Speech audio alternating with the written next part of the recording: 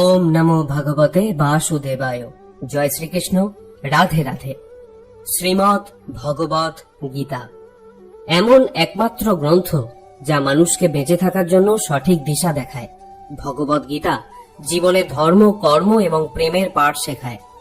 ভগবত গীতার জ্ঞান মানব জীবন এবং জীবনের পরবর্তী জীবনের জন্য উপযোগী মনে করা হয়। গীতা হল সম্পূর্ণ জীবন দর্শন, আর যে ব্যক্তি একে যথাযথভাবে অনুসরণ করতে পারে সেই ব্যক্তি সর্বশ্রেষ্ঠ হয়। ভগবত গীতায় মোট 18টি অধ্যায় এবং 700টি শ্লোক আছে, যা সবার পক্ষে প্রতিদিন পাঠ করা এবং উপলব্ধি করা সম্ভবপর হয় না। সেই জন্য আজকের অত্যন্ত গুরুত্বপূর্ণ এই ভিডিওতে আমরা ভগবত গীতার 111টি উপলব্ধি নিয়ে কথা বলবো, যেটা জানার পর আপনি শ্রীমদ্ ভগবত গীতার প্রকৃত অর্থ উপলব্ধি করতে পারবেন। তাই আপনি প্রতিদিন এই ভিডিওটি রাতে ঘুমানোর আগে বা সকালে ঘুম থেকে ওঠার পর শুনবেন। তাহলে চলুন এগোনো যাক পৃথিবীর সেই মহাজ্ঞানের ভান্ডারের দিকে, যা ভগবান শ্রীকৃষ্ণ স্বয়ং নিজের মুখে বলেছিলেন। শ্রীকৃষ্ণ বলেন, এই সংসার আমারই তৈরি মায়া দ্বারা আচ্ছন্ন। এই সংসার আমার দ্বারাই সৃষ্টি হয়েছে। আমি এই সংসারের পালন কর্তা, আবার আমি সবকিছুর বিনাশও করে থাকি। আমি অতীত, বর্তমান এবং ভবিষ্যতের সকল প্রাণীকে জানি, কিন্তু বাস্তবে আমাকে কেউই জানতে পারে না। ভগবান বলেন, যেমন প্রকাশের জ্যোতি অন্ধকারেও ঝলমল করে, একই রকম ভাবে সত্যও ঝলমল করে। এই জন্য মনুষ্যকে সর্বদা সত্যের পথেই থাকা উচিত। মৃত্যু হলো একটি অটল সত্য, যাকে কখনোই পরিবর্তন করা সম্ভব নয়। যখন থেকে এই সংসারে নির্মাণ হয়েছে তখন থেকেই জন্ম ও মৃত্যুর চক্র ঘুরে চলেছে। যেভাবে মনুষ্য তার পুরাতন বস্ত্র পরিত্যাগ করে নতুন বস্ত্র পরিধান করে, একই রকম ভাবে আত্মাও পুরাতন জীর্ণ শরীর পরিত্যাগ করে নতুন শরীর ধারণ করে। এটাই হলো প্রকৃতির নিয়ম। এই কঠিন সত্যকে মেনে নিয়ে ভয়মুক্ত হয়ে বর্তমানেই বাঁচা উচিত। নিজের মনের ভেতর থেকে খারাপ গুণগুলিকে পরিত্যাগ করার কথা বলা হয়েছে ভগবত গীতায়। বলা হয়েছে, দম্ভোদর্পোভিমানশ্চ ক্রোধো পানুষ্যমেব চ অজ্ঞানম চাভিজাতস্য পার্থ সম্পদমাসুরীম। অহংকার, রাগ, কঠোর বাণী এবং অজ্ঞানতা, এইসব থেকে মনুষ্যকে দূরে থাকা উচিত। সৎ গুণগুলিকে নিজের জীবনে ধারণ করা উচিত। এর ফলে জীবনে পরম শান্তির অনুভূতি হয়। শ্রীকৃষ্ণ আরো বললেন, ন হি জ্ঞানেন সদৃশং পবিত্রমিহ বিদ্যতে। অর্থাৎ এই সংসারে জ্ঞানের মতো পবিত্র আর কোনো কিছুই হতে পারে না। শ্রদ্ধাবান লভতে জ্ঞানম, অর্থাৎ জ্ঞানের প্রতি জিজ্ঞাসা থাকলেই জ্ঞান লাভ করা যায়। জ্ঞানম লব্ধা পরাং শান্তিম অচিরেনাধিগচ্ছতি। জীবনে শান্তি লাভ করার জন্য সাধনা নয়, বরং জ্ঞানের প্রয়োজন হয়। তিনি সমগ্র মানব জাতিকে উদ্দেশ্য করে অর্জুনকে বলেছিলেন, যদি মনকে বশে না করতে পারো তাহলে সেই মন তোমার চরম শত্রু হয়ে উঠবে। যদি সফল হতে চাও তাহলে ভয়কে জয় করো। অর্জুন যখন কৌরবদের বিরুদ্ধে যুদ্ধ করতে রাজি হলেন না, তখন ভগবান শ্রীকৃষ্ণ তাকে বললেন, হত বৈ প্রপয়সি স্বর্গম জিত্বা বা ভক্ষসে মহিমা তস্মাৎ উত্তিষ্ঠা কৌন্তেয়া যুদ্ধয়া কৃত নিশ্চয়। হে অর্জুন, তুমি নির্ভয়ে যুদ্ধ করো। নিহত হলে স্বর্গ পাবে, আর জিতলে পৃথিবী শাসন করবে। তাই যে কোনো কাজে সফলতা পেতে হলে মন থেকে ভয়কে দূর করতে হবে। কর্মফল নিয়ে পরমেশ্বর ভগবান গীতায় বলেছেন, কর্মণ্যেবাধিকারস্তে মা ফলেষু কদাচনা। গীতার এই শ্লোকে ফলের আকাঙ্ক্ষা ব্যতীত কর্মের আদি ক্ষেত্রের ওপর জোর দেওয়া হয়েছে। আপনি যদি কোনো কাজে সাফল্য চান তবে কর্মে মনোযোগ দিন, তবেই আপনি বিভ্রান্তি ছাড়া কর্ম করতে সক্ষম হবেন। গীতায় বলা হয়েছে, ফল কামনা করে কর্ম করলে কর্মের দিকে কম আর ফলের দিকেই বেশি মনোযোগ থাকে। যতক্ষণ না তুমি নিজের কাছে হেরে যাচ্ছ, ততক্ষণ এই পৃথিবীর কেউ তোমাকে হারাতে পারবে না। দুর্বল তুমি নয়, দুর্বল তোমার সময়, আর সময় প্রত্যেকের পরিবর্তন হয়। যারা প্রকৃত জ্ঞানী ব্যক্তি, তারা না তো মৃত ব্যক্তির জন্য শোক করেন, না তো তাদের জন্য শোক করেন যারা জীবিত আছেন। কারণ তিনি জানেন, যে মারা গেছে সে আবার জন্ম নেবে, আর যে জীবিত আছে সেও একদিন নিশ্চয়ই মারা যাবে। ভগবান শ্রীকৃষ্ণ বলেন, মনের শান্তির থেকে বড় সম্পদ এই পৃথিবীতে আর কোনো কিছুই নেই। যে ব্যক্তি নিজের মনকে শান্ত রাখতে শিখে গেছে, তার থেকে বড় ধনী এই সংসারে আর কোথাও নেই। সময় কখনো মানুষের তৈরি পথে চলে না, মানুষকেই সময়ের তৈরি পথে চলতে হয়। একেই তো নিয়তি বলে। জীবন তখন কঠিন মনে হয় যখন আমরা নিজেকে পরিবর্তন করার পরিবর্তে পরিস্থিতিকে পরিবর্তন করার চেষ্টা করি। কর্মই হলো সব থেকে বড় ধর্ম। ভগবান শ্রীকৃষ্ণ গীতায় অর্জুনকে উপদেশ দিতে গিয়ে বলেছেন, মনুষ্য কর্ম করার জন্যই পৃথিবীতে জন্ম নেয়, আর কর্ম না করে কেউ ক্ষণকালও থাকতে পারে না। পরিণামের কথা চিন্তা না করে মানুষকে নিজের কর্তব্য পালন করে যাওয়া উচিত। ক্রোধ মানুষকে নরকে টেনে নিয়ে যায়। ক্রোধ করার জন্য মানুষের মন অশান্ত হয়ে পড়ে, আবেগের বশবর্তী হয়ে তখন সে নিজেরই ক্ষতি করে। ভগবান শ্রীকৃষ্ণ বলেন, মনুষ্যকে ক্রোধ এড়িয়ে চলতে হবে। যতই রাগ হোক না কেন, নিজেকে নিয়ন্ত্রণ করার প্রচেষ্টা করতে হবে। এই সংসারে আজ যা তোমার আছে, গতকাল তা অন্য কারো ছিল, আগামীকাল তা অন্য কারো হয়ে যাবে। তুমি এই পৃথিবীতে খালি হাতেই এসেছো, আর তোমাকে খালি হাতেই এখান থেকে ফিরে যেতে হবে। মনের উপর নিয়ন্ত্রণ রাখা অত্যন্ত জরুরি। মানুষের মন বায়ুর মতো চঞ্চল হয়ে থাকে। এই মনের জন্যই মানুষ কাম বাসনার প্রতি আকৃষ্ট হয়ে নিজের লক্ষ্য থেকে ভ্রষ্ট হয়ে যায়। যদি জীবনের সফলতা পেতে হয়, তাহলে মনের ওপর নিয়ন্ত্রণ পাওয়া খুবই জরুরি। মনকে নিজের বশে করতে পারলে মস্তিষ্কের শক্তি কেন্দ্রীভূত হয় এবং তার জন্য কাজের সফলতা পাওয়ার সম্ভাবনাও বৃদ্ধি পায়। গীতা আমাদের শেখায়, যে ব্যক্তি নিজের মনের ওপর নিয়ন্ত্রণ লাভ করেছে, তার মনে অপ্রয়োজনীয় চিন্তাভাবনা এবং কামনা বাসনা প্রবেশ করতে পারে না। সে অকারণ ইচ্ছা থেকেও নিজেকে দূরে রাখতে পারে, আর তার সাথে ব্যক্তি নিজের লক্ষ্যকেও খুব সহজেই জয় করে নিতে পারে। সদা সন্দেহকারী ব্যক্তি না তো এই জীবনে শান্তি পায়, না তো অন্য জীবনে। আর সেজন্যই তুমি সন্দেহের প্রবণতা থেকে দূরে থাকো। অধিক সন্দেহ করলে মনের সমস্ত শান্তি নষ্ট হয়ে যায়, আর ব্যক্তি ভ্রমের বশবর্তী হয়ে আপনজনদের সঙ্গে সব সম্পর্ক নষ্ট করে ফেলে। শরীরের সৌন্দর্য মনকে আকর্ষিত করে, কিন্তু স্বভাবের সৌন্দর্য হৃদয়কে আকর্ষণ করে। সেই জন্যই মনুষ্যের স্বভাব সর্বদা নির্মল হওয়া উচিত। কে কি করছে, কেন করছে এবং কিভাবে করছে, এসব থেকে যত দূরে থাকবে, ততই তুমি সুখে থাকবে। জীবনে আমরা কতটা ঠিক এবং কতটা ভুল, এটা মাত্র দুজনই জানে। একজন হলেন পরমাত্মা এবং দ্বিতীয়জন হল আমাদের অন্তরাত্মা। ভগবান শ্রীকৃষ্ণ বলেন, যে ব্যক্তির মধ্যে জ্ঞানের অভাব এবং ঈশ্বরে বিশ্বাসের অভাব থাকে, সেই ব্যক্তি জীবনে কখনো আনন্দ এবং সফলতা লাভ করতে পারে না। মানুষের দুঃখের প্রধান কারণই হলো তার মোহ। যে যত বেশি মোহ করবে, সে তত বেশি দুঃখ ভোগ করবে। তোমার আফসোস তোমার অতীতকে পরিবর্তন করতে পারবে না, আবার তোমার দুশ্চিন্তা তোমার ভবিষ্যৎকেও পরিবর্তন করতে পারবে না। সেই জন্যই বর্তমানের আনন্দ উপভোগ করাই সব থেকে সুখের। শ্রীকৃষ্ণ আরো বলেন, যে তোমার পাশে থাকে তুমিও তার পাশে সবসময় থেকো, আর যে তোমার সাথে প্রতারণা করে তাকে তুমি ত্যাগ করো। যে স্থানে তোমার কোনো সম্মান নেই, সেখানে কখনোই যাওয়া উচিত নয়, কারণ এটা করলে লোক তোমাকে বোকা এবং দুর্বল ভাববে। ক্রোধোদ্ভবতি সম্মোহ, স্মৃতিভ্রংশ বুদ্ধির নাশ, বুদ্ধি নাশত্ব প্রাণস্যতি। গীতার এই শ্লোকটি বলে, যে কোনো কাজের সাফল্যের জন্য মনের প্রশান্তির প্রয়োজন হয়। ভগবান শ্রীকৃষ্ণ বলেন, রাগ বুদ্ধিকে ধ্বংস করে ব্যক্তিকে মূর্খ করে তোলে। একজন মূর্খ ব্যক্তি নিজেকে ধ্বংস করে। এমতাবস্থায় যে কোনো কাজের সফলতার জন্য ক্রোধ ত্যাগ করা অতি আবশ্যক। যে কখনো জীবনের সংকটে পড়েনি, সে কখনো নিজের শক্তির সম্পর্কে জানতে পারে না। যে অন্যের দুঃখকে অনুভব করতে পারে, যার মনে দয়া আছে, যারা মন থেকে শুদ্ধ, সে এই পৃথিবীর জন্ম মৃত্যু চক্র থেকে মুক্ত হয়ে যায়। ভগবত গীতার একটি বড় শিক্ষা হলো এই, যে কাউকে কিছু দিয়ে কখনো অহংকার করা উচিত নয়। কে বলতে পারে তুমি তাকে সেটা দিচ্ছ নাকি পূর্বজন্মের ঋণ পরিশোধ করছো? যেসব ব্যক্তিরা অহংকারী হয়, তাদের বংশ, বৈভব এবং প্রতিষ্ঠা তিনটেই চলে যায়। যদি বিশ্বাস না হয়, তাহলে রাবণ, কৌরব এবং কংসকে দেখো, যারা অতিরিক্ত অহংকারের কারণে নিজেদেরকেই ধ্বংস করেছিল। যদি কাউকে বিশ্বাস করতে হয়, তাহলে তার কথাই নয়, তার ব্যবহার দেখো। অতিরিক্ত রাগের সময় কিছুটা চুপ থাকলে এবং ভুলের সময় কিছুটা মাথা নত করলে জীবন আরো সহজ হয়ে ওঠে। ভগবান বলেন, যে ব্যক্তি আমাকে জেনে যায়, সে এই কষ্টে ভরা পৃথিবীর জন্ম মৃত্যুর চক্র থেকে মুক্তি পেয়ে যায়। যে ব্যক্তি ভগবত গীতা পড়ে এবং তাকে অনুসরণ করে, তার জীবন থেকে সমস্ত দুষ্কর্মের প্রভাব নষ্ট হয়ে যায়। যা তোমার ভাগ্যে আছে তা দৌড়ে তোমার কাছে আসবে, আর যা তোমার ভাগ্যে নেই তা এসেও আবার চলে যাবে। ঝড় যেমন নদীতে থাকা নৌকোকে পথভ্রষ্ট করে দেয়, সেরকমই বাসনা মানুষের বুদ্ধিকে ভ্রষ্ট করে দেয়। যে মানুষ সুখ দুঃখে মান অপমানে শান্ত থাকতে পারে, সেই মানুষ আমার অতি প্রিয়।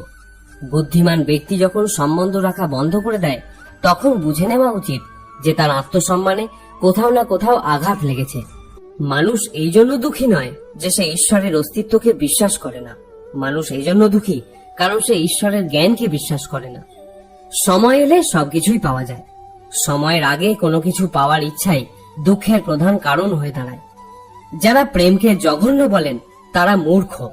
এই জগৎ প্রেম দিয়েই তৈরি হয়েছে। প্রেমই হলো এই জগতের মেরুদণ্ড। মনুষ্য তার বিশ্বাস এবং চিন্তাভাবনা দ্বারাই তৈরি হয়। যার মনের চিন্তাভাবনা যেমন হয়, সেই মানুষ সেরকমই তৈরি হয়। এই সংসারে ভাগ্যের থেকে বেশি এবং সময়ের থেকে আগে না তো কেউ কিছু পেয়েছে আর না কখনো পাবে। মুখ থেকে বেরোনো কথার মধ্যে সংযম থাকা অত্যন্ত জরুরি, কারণ মুখের কথা একজনকে যা আঘাত দিতে পারে, সেই আঘাতের ক্ষত কোনোদিন পূরণ করা যায় না। শ্রীকৃষ্ণ বলেন, ধর্মের জন্য লড়াই করতে শেখো, অধর্মের শত্রু হতে শেখো, এবং যারা তোমার আপন তাদের জন্য ত্যাগ করতে শেখো। সত্য সর্বদা জলে ভাসমান তেলের মতো হয়। তুমি যতই মিথ্যার জল ঢালো, সত্য সর্বদা ওপরেই থাকবে। জীবনের একটি অমূল্য শিক্ষা, খুব আনন্দের সময় কারোর কাছে কোনো প্রতিজ্ঞা করো না। খুব রাগের সময় কাউকে উত্তর দিও না। আবার যখন খুব দুঃখ হবে তখন কোনো সিদ্ধান্ত নিও না। যদি কোনো মনুষ্য সমগ্র জগৎকে জেনে যায়, সমগ্র সংসারকে জেনে যায়, কিন্তু সে নিজেকে না জানতে পারে, তাহলেও সেই মানুষ নির্বোধ থেকে যায়। যদি কেউ তোমাকে প্রত্যাখ্যান করে তাহলে দুঃখ করো না, কারণ বাস্তবে সে তোমার মূল্য বোঝেনি। যে সম্পর্ক তোমাকে কাঁদিয়ে দেয়, সেই সম্পর্কে থেকে গভীর সম্পর্ক আর কোনো কিছুই হয় না। আর যে সম্পর্ক তোমাকে কাঁদার জন্য ছেড়ে দেয়, তার থেকে দুর্বল আর কোনো সম্পর্ক হয় না। সর্বদা শান্ত থাকতে শেখো, তাহলেই তুমি নিজেকে মজবুত অনুভব করবে। উত্তপ্ত লোহাকে গরম অবস্থায় যে কোনো রূপে পরিবর্তন করা যায়, কিন্তু ঠান্ডা হয়ে গেলে সেই লোহাই অনেক বেশি মজবুত হয়ে যায়। একজন জ্ঞানী ব্যক্তি হলো সেই যে অন্যকে দেখে এবং তার থেকে শিক্ষা লাভ করে, কিন্তু তাকে কখনো ঈর্ষা করে না। এই পৃথিবীতে কেউ কারোর আপন হয় না। মৃতদেহকে শ্মশানে নিয়ে যাওয়ার পর আপনজনরাই জিজ্ঞাসা করে, আর কতক্ষণ সময় লাগবে। জীবনে দুঃখ পাওয়াও জরুরি, না হলে সুখের গুরুত্ব অনুভব করা যায় না। এই পৃথিবীতে একমাত্র মাতা এবং পিতাই হলেন দুজন ব্যক্তি যারা সর্বদা চান যেন তার সন্তান তাদের থেকে উন্নতি করে। সময়, বন্ধু এবং সম্পর্ক হলো এই তিন জিনিস যা আমরা বিনামূল্যে পাই, কিন্তু এদের মূল্য আমরা তখন বুঝতে পারি যখন কোনো একটি আমাদের জীবন থেকে হারিয়ে যায়। জীবনে কিছু দুঃখ আমাদের এমনও থাকে যা আমাদের বাঁচতে দেয় না, আবার জীবনে কিছু কর্তব্যও এমন থাকে যা আমাদের মরতে দেয় না। তুমি যত ইচ্ছা ভালো কাজ করে নাও, তোমার প্রশংসা একমাত্র শ্মশানেই হবে। যদি তুমি কোনো ব্যক্তিকে একবার ক্ষমা করে দাও, তাহলে তুমি জ্ঞানী। যদি দ্বিতীয়বার ক্ষমা করে দাও, তাহলে তুমি নরম মনের মানুষ। কিন্তু যদি তুমি সেই ব্যক্তিকে তৃতীয়বারও ক্ষমা করে দাও, তাহলে তুমি এই দুনিয়ার সব থেকে বড় মূর্খ। এই জীবনের সব থেকে দামি জিনিস হলো তোমার বর্তমান। যদি এটা একবার হারিয়ে যায়, পুরো দুনিয়ার সম্পত্তি দিয়েও এটাকে তুমি আর ফিরিয়ে আনতে পারবে না। ঈশ্বরের কাছে কোনো কিছু চাওয়ার পর যদি না পাও, তাহলে ঈশ্বরের উপর রাগ করো না, কারণ ঈশ্বর তোমাকে সেটা দেয় না যেটা তোমার ভালো লাগে। ঈশ্বর তোমাকে সেটা দেয় যেটা তোমার জন্য ভালো। প্রেম সর্বদা ক্ষমা চাইতে পছন্দ করে, কিন্তু অহংকার ক্ষমা চাওয়াতে পছন্দ করে। ভগবান শ্রীকৃষ্ণ বলেন, তোমার নাম নয়, কর্মই তোমার আসল পরিচয়। তার কারণ এক নামের হাজার মানুষ আছে, তাদের নাম এক হলেও কর্ম ভিন্ন হয়, আর সেটাই তাদের আসল পরিচয়। হাজারটা ভালো কথার মধ্যেও লোক তোমার খারাপ কথাটা কি মনে রাখবে? তাই লোক কি বলছে তাতে মনোযোগ দিও না। যতটা সম্ভব নিশ্চুপ থাকাই শ্রেয়, কারণ মানুষের পাপের জন্ম তার মুখের কথা থেকেই প্রথম শুরু হয়। কারোর সাথে ছলনা করা বা ঠকানো হলো একটা ঋণের মতো, যা অন্য কারোর কাছে তোমাকে পরিশোধ করতেই হবে। আজ তুমি একজনকে ঠকাবে, আগামীকাল তার পরিণাম তুমি অন্য কারোর কাছ থেকে অবশ্যই পাবে। যদি তোমার দৃষ্টি সত্যিই ভালো হয়, তাহলেই একমাত্র তুমি নিজের দোষ এবং অন্যের গুণগুলি খুঁজে পাবে। যে সময়ের সাথে স্বভাব পরিবর্তন করে তাকে কখনোই বিশ্বাস করা উচিত নয়। জীবনে কখনো নিজেকে অন্যের সাথে তুলনা করো না। তুমি যেমনই হও সেটাই সর্বশ্রেষ্ঠ। প্রত্যেকেই তাদের জীবন বদলানোর জন্য সময় পায়, কিন্তু সময় বদলানোর জন্য দ্বিতীয় জীবন কেউই পায় না। ভগবান বলেন, যা অবশ্যম্ভাবী তা ঘটবেই, আর যা হবার নয় তা কখনোই হবে না। এরকম বিচার যার মনে থাকে তাকে দুশ্চিন্তা কখনোই পীড়া দেয় না। ভালো উদ্দেশ্য নিয়ে যে কাজ করা হয় তা কখনোই ব্যর্থ হয় না, আর তার ফলও তুমি একদিন নিশ্চয়ই পাবে। জীবনের সব থেকে বড় ভুল হলো সেটাই যেটা থেকে আমরা কিছু শিখতে পারি না। আজ তুমি যে কাজ করছো তার ফল তুমি ভবিষ্যতে নিশ্চিত পাবে, আর আজ তুমি যা পেয়েছো তা তোমারই দ্বারা করা তোমার অতীতের কর্মের ফল। শ্রীকৃষ্ণ বলেন, যে মানুষ শ্রদ্ধা ভক্তির সঙ্গে আমার উপাসনা করে আমি তাকে সেই সব কিছু দিয়ে থাকি যা তার কাছে নেই, আর তার কাছে যা থাকে আমি তা রক্ষাও করি। কাকে কি আর কতটা বলতে হবে যদি তুমি শিখে নাও তাহলে তোমার জীবন সার্থক হয়ে যাবে। যদি জীবনে কখনো সুযোগ পাও তাহলে স্বার্থ ত্যাগ করে সাহায্য করে দিও, কিন্তু কখনোই স্বার্থপর হয়ে এড়িয়ে যেও না। ধর্ম দ্বারা পরিপূর্ণ হৃদয় সর্বদা ধর্মের পরামর্শ দেয়, আর অধর্ম দ্বারা পরিপূর্ণ হৃদয় সর্বদা অধর্মের পরামর্শ দেয়। কোন রকম দুঃখ কষ্টের মধ্যে তোমাকে এই 7টি গুণ বাঁচাবে: তোমার জ্ঞান, তোমার বিনম্রতা, তোমার বুদ্ধি, তোমার ভিতরের সাহস, তোমার ভালো কর্ম, সত্য কথা বলার অভ্যাস এবং ঈশ্বরে বিশ্বাস। যখন কঠিন সময় আসে তখন ব্যক্তি একা হয়ে যায়, কিন্তু এটাও সত্য যে সেই কঠিন সময় ব্যক্তিকে আরো মজবুত করে দেয়। যে তোমাকে সম্মান দেয় তাকেও তুমি সম্মান দাও। কারো সামর্থ্য দেখে তার সামনে মাথা ঝোঁকানো ভীরুতার লক্ষণ। তোমার সামনে যত বড় কঠিন পরিস্থিতি এসে পড়ুক না কেন, একটা কাজ করবে: নিজের সবকিছু ভগবানকে সমর্পণ করে দাও। ভগবানের উপর বিশ্বাস সেই ছোট্ট শিশুর মতো করো যাকে হাওয়াতে ছুড়ে দিলেও সে হাসতে থাকে। সে ভয় পায় না, কারণ সে জানে যে তুমি তাকে নিচে ফেলে দেবে না।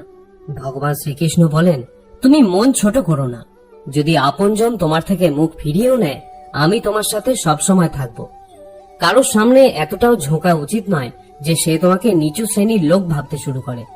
মনুষ্য সর্বদা তার ভাগ্যকে দোষারোপ করে, এটা জেনেও যে ভাগ্যের থেকেও বড় হলো তার কর্ম, যেটা তার নিজের হাতেই রয়েছে।